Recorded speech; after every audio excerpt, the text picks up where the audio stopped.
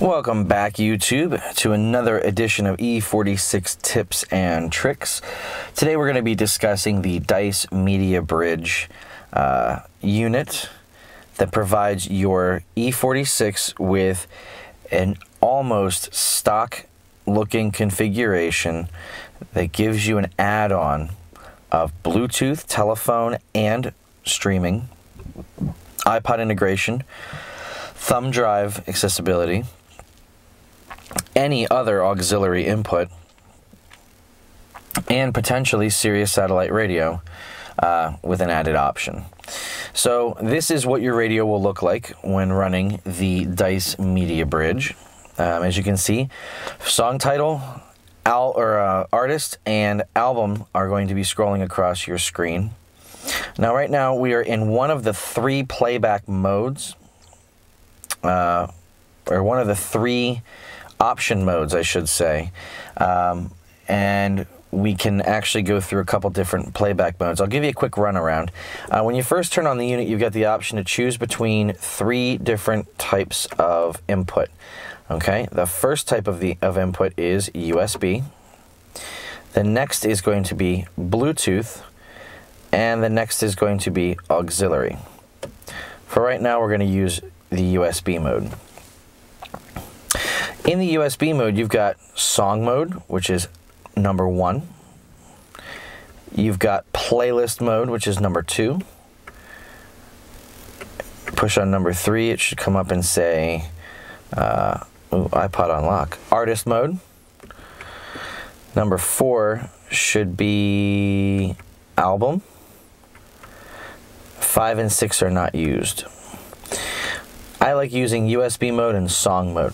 Those two give me many different possibilities. The first one is I can play any song on my iPod. I'm not subjected to just playlists and whatever. That being said, I can't really navigate using the factory controls except for track up and track down in a selected album that I'm in. The second thing that I like about it is I can use other applications and I get the same scrolling texts like Pandora. I haven't tried the Sirius app for the iPhone. I know you don't get it with YouTube, but you may potentially get it with Sirius, maybe Slacker. I'm not sure about videos. The other option is you can use other types of programs like, say, Trapster or navigation, and you'll get the same type of information that comes across them. Now, this unit is not a cheap unit, but it's not a very expensive unit either. And it does give you the capability of getting Bluetooth telephone in on your new system that you've got in here. Sound quality, to me, is great, but that's me. When you get a phone call, I'm going to show you this here real quick. When you get a phone call, you should get a prompt with a number. The phone is going to change. 171744816. There you go. Scrolling number, your phone changes. If you want to answer, you can select the answer key on your phone, or you can press the phone answer button on your steering wheel, and now you've answered the call. The audio of the phone call will come through your speakers, which you can see here. We're getting feedback. Check 1 2. This is awesome. You can also end the call by pressing the button on your steering wheel, and it gives you all that basic controllability. So theoretically, with your phone connected, mine is in a Profit International bracket. And it allows you to just mount the phone and not have to worry about it. Connected, it's charging, and it can stream Bluetooth, and I'm also using the USB 30-pin out to go to the unit. So I'm connected to the unit via a hard cable. I'm getting charged, and when I receive phone calls, it goes to the unit via Bluetooth. You can control the volume using your steering wheel controls. Okay. You can control track using the track controls. And it works for pretty much everything. I mean, you get all the controls you would want on your steering wheel. You never have to take your hands off the steering wheel, and you never have to look off the road, because when you do get a phone call, it will speak the number to you so that you know exactly who it's coming from. And you can answer it with the button, change your volume, and all that other good stuff. The unit has now kind of been sold to Audiovox. They're not exactly, I don't know exact details behind that, but I know that Audiovox is selling the unit now as the Audiovox Mediabridge. There are two versions, the 1000 and the 1500. The 1500 comes with Bluetooth, the 1000 does not. One of the other perks of having this unit is it has a plug-in for a Sirius satellite radio feed. There is a separate box that you get with an antenna that you have to plug into the side of the Mediabridge, and it'll give you an extra mode selector. Since I can go here to CD, it says no disc, and then it goes back to the Mediabridge, and I have AM, FM. Hitting mode would change to Sirius if I had it plugged in, but I don't. And it just does wonderful things. Now, there are a couple of different versions that were out there in the past. Some of them I know used to connect in the trunk to the changer controls. Some of the old Dice units, I think the Silverlines did.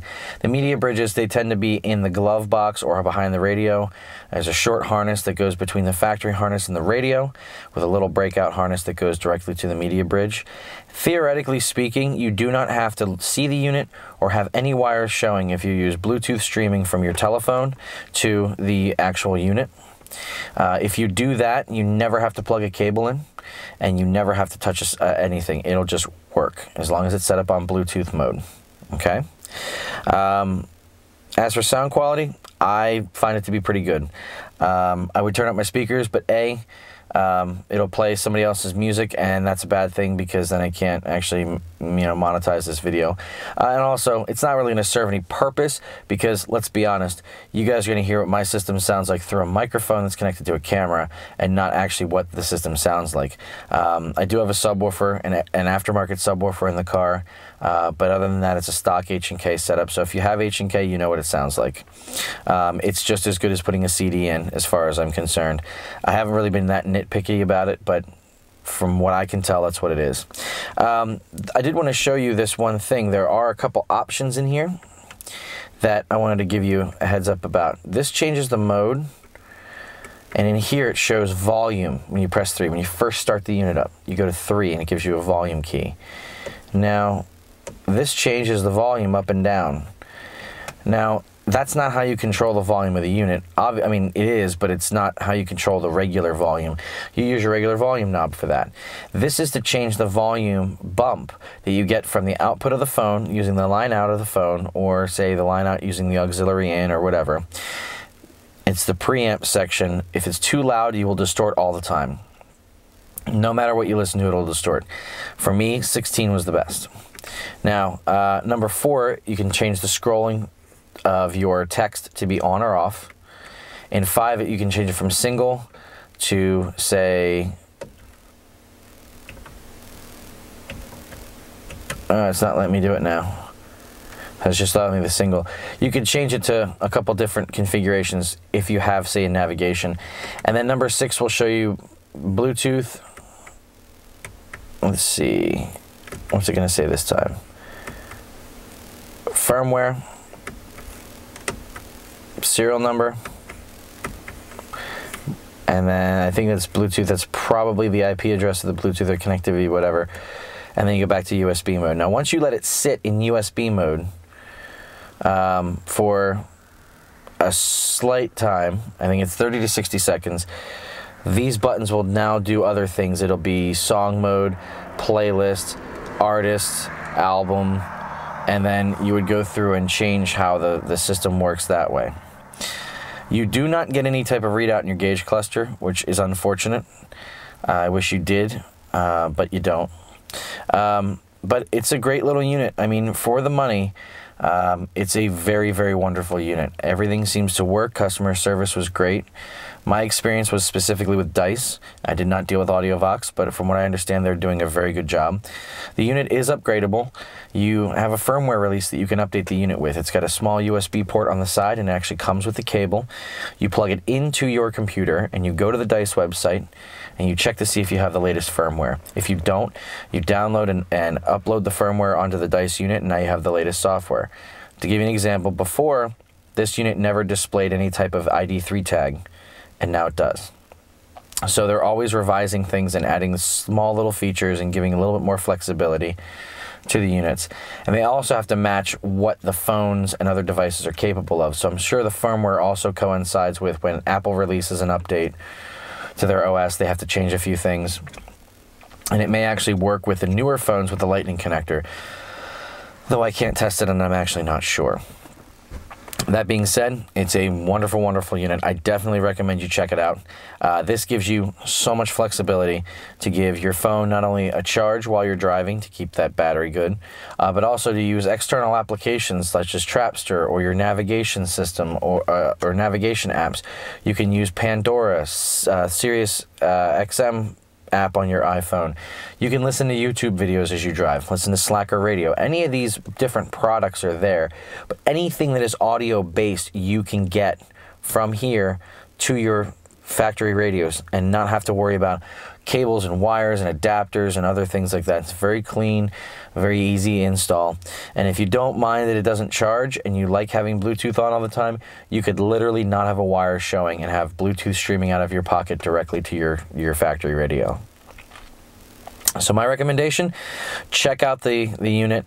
Definitely go get your hands on one. See if you can find somebody that has one and take a quick tour. It's a very, very, very cool unit.